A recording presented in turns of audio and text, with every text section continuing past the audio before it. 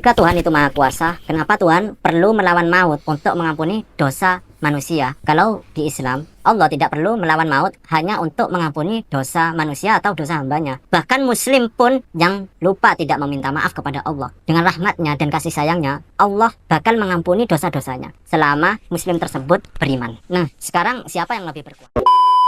Saya nggak tahu ini siapa yang di kontennya, tapi isunya menarik karena ini pertanyaan yang cukup sering ditanyain. Kalau Allah itu adalah Allah yang Maha Kasih, ya sudah, kalau ada orang yang berdosa dan bersalah, Tuhan mengampuni saja. Buat apa harus mengutus anaknya lalu kemudian ada sebuah kisah pengorbanan di atas kayu salib. Dan saya berdoa kiranya konten ini bisa menjadi berkat buat kita semua. Check it out guys. Gue yakin semua agama itu percaya bahwa Tuhan itu adalah Tuhan yang Maha Pengasih, Pengampun. Ya, saya setuju bahwa manusia yang berdosa kalau datang kepada Dia, Tuhan pasti mengampuni yang bersalah, yang mau bertobat, itu udah pasti. Tapi jangan lupa bahwa Tuhan adalah Tuhan yang juga Maha Adil. Nah, ini yang kadang-kadang kita suka miss. Kita tuh seneng banget kalau kita ngomong tentang Tuhan yang Maha Kasih.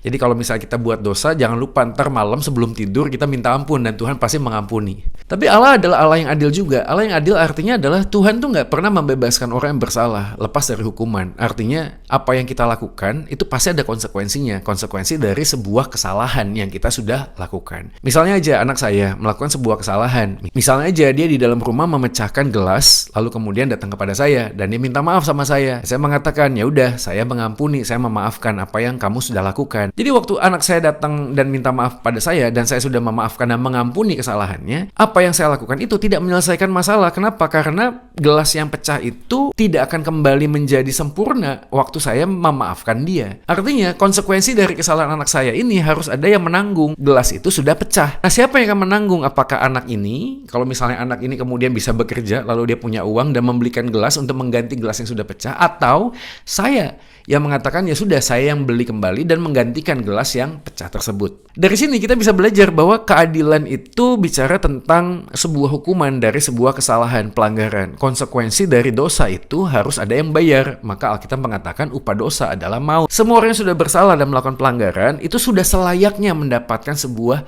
hukuman. Nah, disinilah ada ketegangan karena Tuhan adalah Tuhan yang Maha Kasih. Tapi di sisi yang lain Tuhan juga adalah Tuhan yang adil. Dia tidak akan pernah melepaskan orang yang bersalah dari hukuman. Nah, gue nggak tahu apakah lu pernah dengar sebuah cerita di Mongolia sana. Gue singkatnya dengan cepat ya. Jadi ada seorang jenderal lalu kemudian membuat sebuah peraturan kalau misalnya ada yang mencuri makanan, dia harus dihukum 40 kali cambukan di depan semua rakyatnya. Nah, seketika ternyata tertangkaplah pencurinya dan ada tahu yang mencuri adalah ibunya sendiri. Nah, kisah ini menjadi menarik karena jenderal itu kalau berpikir, dia sudah mengatakan bahwa yang sudah melakukan sebuah kesalahan itu harus dihukum. Nah, ternyata yang mencuri adalah ibunya sendiri. Malam itu dia mikir, kalau misalnya saya mengadili mama saya, lalu menghukum mama saya, lalu dia kemudian harus mati, ya kan nggak tega ya sebagai anaknya. Nah, demikian juga selanjutnya, kalau misalnya saya tidak menegakkan keadilan, ya bagaimana mungkin saya sudah ngomong bahwa semua orang yang bersalah harus dihukum.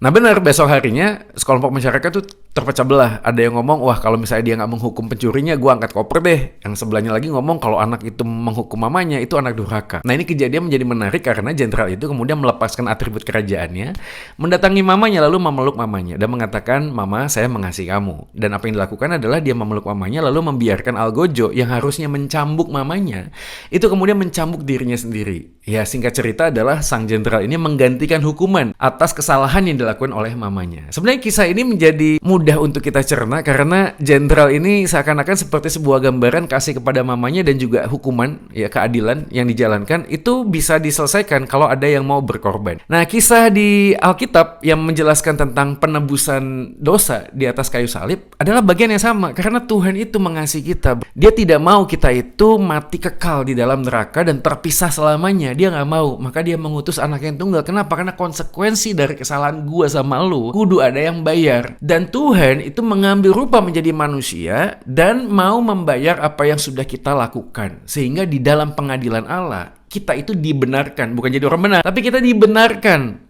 Kenapa? Karena darah Yesus sudah membasuh kita. Nah, pertanyaan menjadi menarik. Kalau begitu, setelah kita terima Yesus, apakah kita tidak bikin dosa lagi? Tentu saja kita masih jatuh bangun dalam dosa. Tidak hidup dalam dosa ya, jatuh bangun dalam dosa. Artinya, waktu kita menjadi anak Allah, kita itu menjadi statusnya anak Allah. Kita nggak akan pernah lepas lagi dari Dia. Tapi secara pengalaman hidup, kita ini semakin serupa dengan Dia. Kita bergumul dengan kehidupan di dalam dunia ini, dengan kedagingan kita. Tetapi Roh Kudus memampukan kita untuk melakukan dan bertobat setiap harinya. Bertobat untuk menjadi pribadi yang lebih baik. Nah, semoga ini bisa memberikan jawaban ya. Maksudnya, kasih dan adil itu nggak bisa berjalan sendiri-sendiri masing-masing. Ya, perlu ada sebuah titik pertemuan. Dan titik pertemuan antara Tuhan yang mengasihi kita dan keadilan yang harus dinyatakan adalah ketika Yesus yang adalah Tuhan itu sendiri mengambil inisiatif untuk berkorban, ya, menjadi tumbal atas apa yang kita sudah lakukan, sehingga di dalam Yesuslah kita memiliki pembenaran.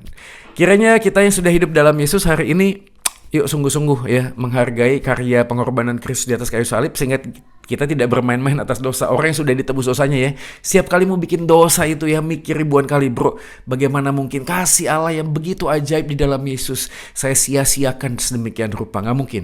Tapi bagi kita yang hari ini belum sungguh-sungguh menerima Yesus sebagai Tuhan dan Juru Selamat, hari ini adalah calling buat kita. Yuk kita memaknai dan mengerti bahwa tidak ada jalan lain selain karya Yesus, karena kasih dan keadilan Allah harus berjalan bersamaan, dan di dalam Yesuslah kita menemukan kebenaran itu dan keselamatan yang sejati. Soli Deo Gloria, semoga ini menjadi berkat buat kita. Saya Joy Manik, saya pamit. Bye-bye.